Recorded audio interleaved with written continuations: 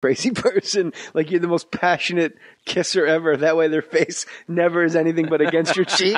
Like you just basically force their head down into the fucking pillow by kissing them. So like, oh God, like that's your thing. Like I gotta kiss you so hard. Covered. You're just a real passionate guy. Do you fart in front of your wife? Yes. Did you just fart? No. Is that how that came up? No. Does she mind? Or is it like she says she doesn't. She's pretty honest. Yeah. I've never heard her fart, and she doesn't poop. Women don't. Women like have this ability. Does Christina? Yeah, I would say that she would knock down that myth pretty good.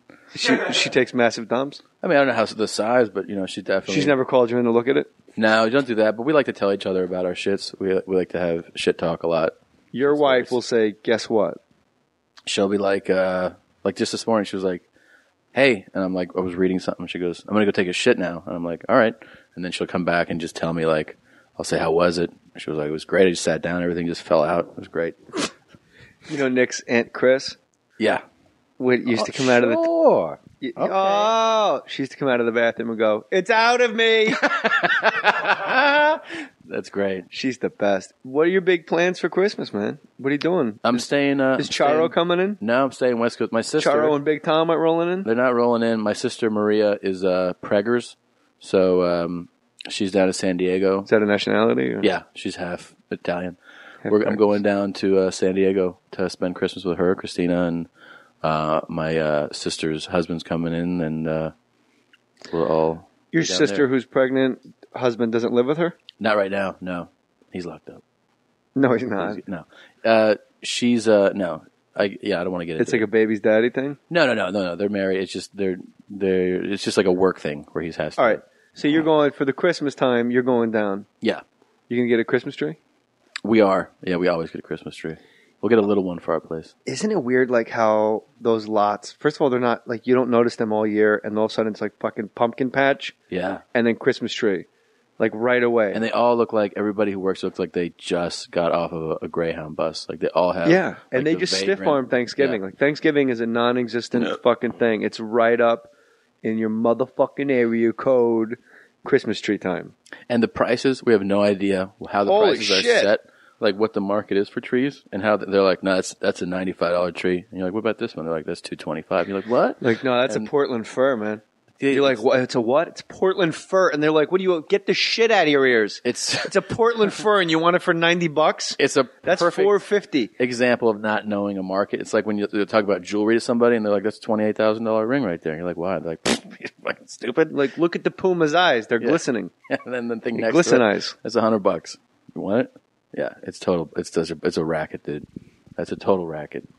Do you like Christmas or do you hate it? I really like Christmas. I like the season. I just realized I'm at the Irvine Improv like 2 weeks before Christmas when everyone's going to be fucking stressed out about their money. I always pull that nice weekend. I'm always at like the Ontario Improv on like Labor Day weekend. They're like, no, it'll be great. I was at Wise Guys in Utah on Memorial Day weekend. Oh, yeah. And the guy goes, I can't have you come in, man. I go, what? Every fucking Mormon's going to be down at the lake this weekend? And guess what? They were. Really? That poor guy almost put him out of business. He had to pay me at the end of the week. Keith Stubbs. Yeah. And thank God He's a great guy. He's super nice. His wife is the coolest. I dig the Mormons. I think I'm going to vote for Mitt Romney because his penis shoots cash. I usually get, it's even better what I get. I'll get like, I'll come in and do a show somewhere, and they'll be like, I'm like, how are we looking tonight? And they're like, not good. And I'm like,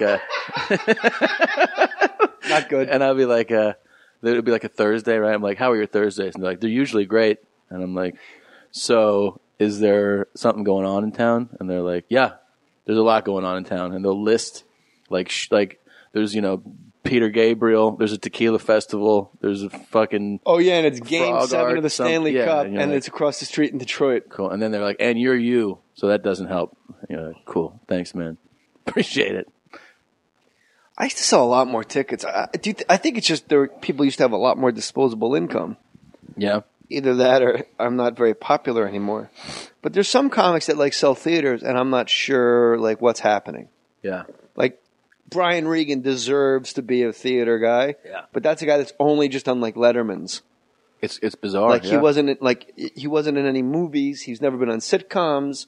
He hasn't hosted you know, There's a few of I'll those use myself guys. an example, like Last Comic Standing, a show Yeah. about comedy, Yeah. and he's on a tour bus, and he's selling 2,000-seat arenas, Yep. or theaters rather, like 3 nights a week, as he should be, because he's awesome. Right. And like Jim Gaffigan's another guy Right. who's just doing theaters, and you go, wait a minute, Their stand-up just really... what am I doing at Uncle Sputchy's Chuckle Hut in fucking Riverside? I know, man. Their Right stand-up- after the instructional sex symposium. I think those guys. I mean, like Jim definitely seems like a guy where it's big. It's big to like put out.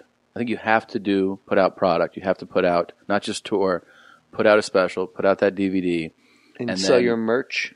Well, I think the DVD is the biggest thing. Like having the special that somebody can buy and get, and then that when they fall in love with it, you come back with that new hour and you turn over specials. I think that's what I see as like the formula. That's the only thing I can see. You got a special. When does it come out? I don't know. It'll be on Showtime. I think I'm going to call it Master of None. Really? Yeah. It's coming out. I don't know. You don't know I don't when? know what's coming out. Me and Eddie have talked about it. It's been a while. I guess through editing and laughs. Bert Kreischer and I, we got to talk about this real quick. On Twitter, like a month ago, Bert and I had an impromptu comedy draft. Oh yeah. And then I asked people who do they think won the draft. And Yeah. I basically blocked people because of of what they thought. Yeah. So you were witnessing the comedy draft because Bert called you in. Bert's first pick overall he had the first pick. He had Russell Peters. Right. He called him the Aaron Rodgers of comedy. 7 sold out shows tonight in New York. Right. Half the people listening to this just went, "Who's Russell Peters?" Yeah. Well. However, Russell Peters is a guy that you cannot get a ticket when he's in town. Impossible. He is just so. If you don't know, like this, and this is just not. It's a lot of disputable- Indian people. right? But it's a not disputable fact. He is, however you want to say it, the biggest comedian in the world. He's the only person that goes to, with the exception of Antarctica, he goes and South America. He goes to every continent and fills up, if not theaters, arenas. So, you know, he is. And just because he's, do you think like guys like him, like Joe Coy, because he's like half Filipino, and like Latino comics, if they play like Ontario, they sell out? I think. Do you think a guy like him, because is he Indian? He is, but I think his success, Like all of Asia, he gets the Indians, the Sri Lankans. his success makes sense, and it makes you go, "Oh my God, I can't." You know, What makes sense that they? Here's what makes this sense. group of people say finally someone We that don't- represents us. Yes, we don't think about it in terms when you're like a white guy.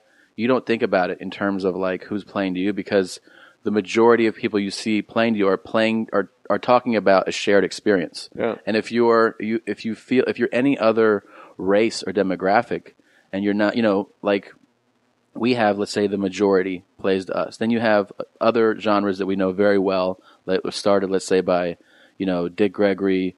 And then you go Red Fox and Richard Pryor. They're talking about the black experience. It translates to us because we live amongst each other, but they're sharing the black experience. And then that's, you know, we know hundreds of comics who do that. And blacks love it because it's about them. It's about, of course, And white so you people go- love it because you get to find out what it's like to have a black experience. And exactly. And so then finally, there's a guy on stage talking about the Indian that lives in And- Canada experience, well, and that's what sells out the he's- fucking O2 Arena. What do you got? Rocks in your head? he has Smarten up. he plays to everybody though. His audience is Indian, Pakistani, Arab, Look, Caribbean. but how do South they know who the fuck he is if he just Because plays yuck yucks in Toronto on here's what Bloor happened. Street? He played to that. He did his honest. This was my experience, and he grew up in that type of in a very like Asian, South Asian, you know, mixture of Caribbean and black, but mostly I think Asian, South Asian upbringing. That was his He's a world. fucking Indian. What are you talking In Toronto, because that was his world. Like his But somehow you neighbors and combined the country of India with a bunch of fucking South Koreans. Like you've skipped 3 continents. No, I'm saying that like it doesn't make sense. And by the way, I may interject. Russell Peters, I've never heard anything other than one of the single nicest human beings to walk the planet. Oh, 100%. So everything I say is about the result, like person A entertaining persons, Yeah. millions throughout the world, and the confusion in my mind. Right. That I'm not. he's obviously a sweetheart. Well, I'm saying that like you can grow up in a neighborhood that is made up of all. I know he's Canadian. Look, and I grew up in a neighborhood of Italians. When I go play fucking, the Irvine Improv, the Italians don't fucking come out en masse because I grew up in Verona, New Jersey. Immigrants' kids who grew up in that community. So he grew up in an immigrant community, but just happened to be in Toronto. But what happens if you're not on television? When word gets out to all the Sri Lankans in Vegas. I'm taking you through the steps he went. I know, but it's a long thing. Well, is he always like this?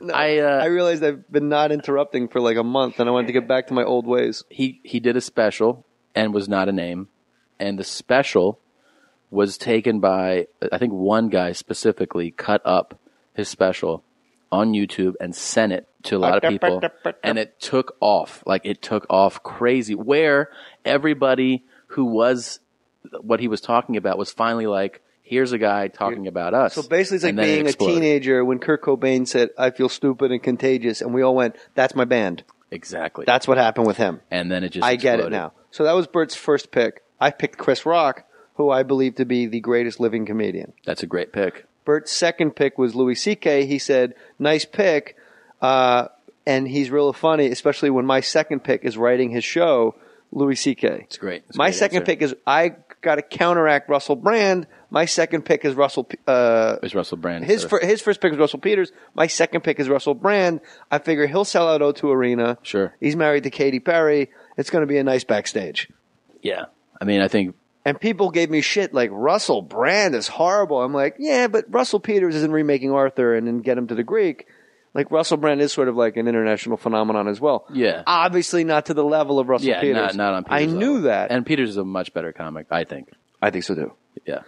I had Don Rickles. I had Brian Regan. I had Stephen Wright. His third pick was Kevin Hart for real.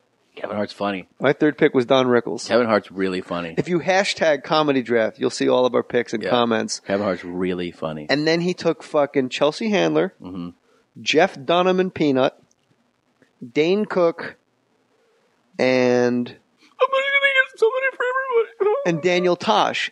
And I said, are we picking for the same reason? Because I wanted and I took Zach Galifianakis. Yeah. And I said, your entire team wants to hang out with my team. Like, there's no way, like, Zach Galifianakis, Chris Rock, and Don Rickles are going, you guys want to go talk to Chelsea Handler? All right, so the comedy draft, I just found it. And if you guys, this would be fun. If you hashtag listeners comedy draft, you can see who picked. And I really want to know whose squad you think is better and who you think was left off. This is Bert Kreischer's squad. His first round pick was Russell Peters. Second round, Louis C.K. Third round, Kevin Hart.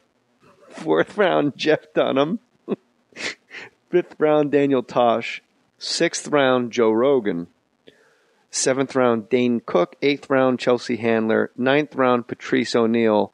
Yeah. Fuck. And then his last pick, that motherfucker, he took Colin Quinn. As Tom Berenger says in Platoon, them motherfuckers. Why didn't you pick on before I did? My picks are first round Chris Rock, second round Russell Brand, third round Don Rickles, and the rules are they have to be alive and have a Twitter account. Fourth round Zach Galifianakis, fifth round David Tell, sixth round Stephen Wright, seventh round Brian Regan, eighth round Cedric the Entertainer. I should have taken Tracy there. Ninth round, I had to follow the Patrice O'Neill pick. Yeah. And I was so into it. You could tell, like, who used to smoke a lot of pot.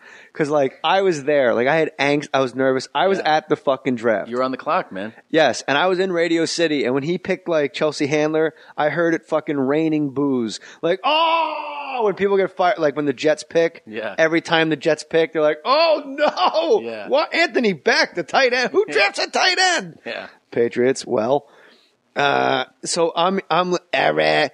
when he takes when he took Kevin Hart, the place kind of went crazy good, crazy bad. When he took Daniel Tosh, I pictured the place just going nuts because they wanted Rogan. But then he took Rogan, and then when he took Dane, he tweeted, I know I'm going to take a lot of shit for this, and he took Dane.